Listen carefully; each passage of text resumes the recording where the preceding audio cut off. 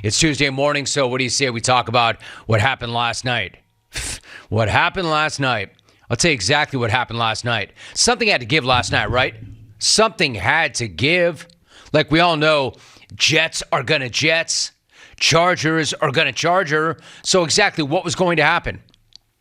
I should have known that there was an even more miserable force at play last night. I should have never underestimated the Coug Hunter by overestimating the Coug Hunter. That was my mistake. The big head, James Kelly, knew better. Myself, I got burned. Like, I would love to give Zach Wilson some credit this morning. My bad, my friend. Unfortunately, he earned zero credit this morning. And look, I know their O-line is jacked up. I know they're having trouble running the ball. I know Nate Can't Hack It is calling plays. I've heard all of these excuses over and over and over again. But there are no amount of excuses for the Coug Hunter that excuse the Coug Hunter's latest pitiful performance. Aaron Rodgers would have given them a better shot last night on one leg in streets. Hell, I think Alvey running around back there for the Jets would have given the Jets a better chance than the Coug Hunter. It felt like absolutely anybody would have given them a better chance last night. The only offensive positive for the Jets was that Aaron worked out on the field again. And then MNF cameras caught him telling Derwin James after the game that he's, quote, a few weeks away. Derwin James asked him, so when are you coming back? And Aaron said, few weeks. Hey, look, I'm no doctor. But I don't need to be a doctor to know that that is the biggest lie ever. But I wish it weren't. I wish it were true, because that offense is utterly unwatchable right now.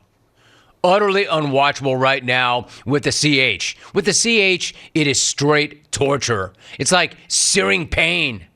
Searing pain every time that they have the ball. And can you imagine if we're all this fed up with the Jets offense? Imagine how fed up the Jets defense must be with the Jets offense. A Jet defense, which, by the way, played another great game last night. You never know it by the final score, but trust me, that defense was awesome again. And now even Jet offensive players are admitting it's getting sketchy up in there. It's getting tougher and tougher to look their defensive teammates in the eye after all these horrendous offensive drives. Check out star Garrett Wilson. He said, quote, it's time. Garrett, my dude, you're a stud. You're an absolute stud. But actually, it's way past time, my dude. The Jets have been stuck in the exact same mode essentially since the second Aaron went down. And he went down 4 snaps into the season. I don't care that they somehow managed to win 4 games because the offense has got nothing to do with it. They're horrible offensively. They're horrible in the red zone. They're horrible on third down. The CH missed guys who were wide ass open consistently. I mean, I don't think we were 5 seconds into that broadcast last night before Troy Aikman was saying something to the effect of, if you're an NFL quarterback, you can't miss that throw. You can't miss that throw. NFL quarterbacks simply never miss that throw. And Wilson misses that throw all the time. It's now been a whole half season, and we're still having the same exact conversation, the same exact discussion about that offense and that team. Like Bob Salah can't even get away with saying that the defense humiliated another star quarterback because that's actually true.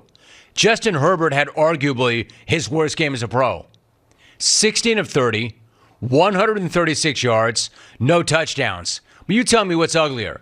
What's uglier? That stat line, which is butt ugly, or limiting the starting quarterback to that stat line and still getting blown out in prime time in your own house by a team trying to get back to 500. I mean, can the Jets really afford to keep running the Coug Hunter out there? Can they really afford to keep doing what they're doing? And apparently, according to Bob Salah, the answer is yes. Because according to Bob, while that wasn't Wilson's best game, it certainly was not his worst game. I mean, hey guys, it's windy out here. Hey, guys, my man could be so much worse than that. You think that's bad? You think that's bad?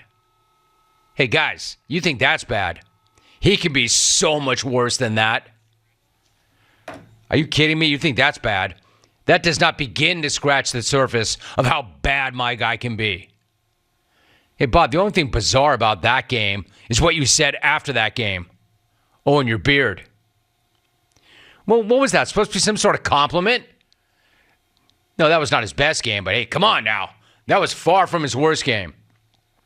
And that line about how that was really a bizarre game. Like every time we had momentum, Zach killed it. Except that's not bizarre at all, right? That's pretty much exactly what you'd expect from Zach. That's what he does. What's bizarre about that ass kicking, Bob? Nothing. Except your beard. Your beard was bizarre. Your beard was weird. If you're trying to get us to look away from the train wreck on the field and look at that train wreck on your face, it worked. And don't get me wrong. You're still a Adonis. He looks like a Adonis. Look it. He looks like a Adonis. He's a Adonis with a weird beard. He looks like a Again, if you're trying to get us to look away from that train wreck on the field and get us to look at that train wreck on your face, it worked. For about a minute. Look it. And Bob, don't worry about keeping that receipt. I mean, dude, you're still a Adonis. You look like a million.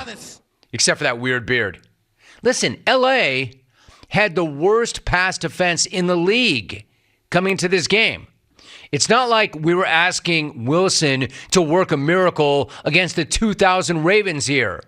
We were just looking for a serviceable game against a terrible pass defense, and clearly that was asking way too much, as it always is with this guy. How does everybody else in the world understand that except for the Jets brass? And I don't want to hear that it wasn't his worst game ever, and I don't want to hear that he's so much more improved, and I don't want to hear about how much he's changed. And I'm glad that he's actually feeling more confident. The problem is that confidence is not translating into actual offense. It's not showing up. So I don't want to hear it, not even from the CH himself. Thing is, how you feel doesn't really matter a hell of a lot. Not if you're playing the same way. How you feel is one thing, but you look like pretty much the exact same dude.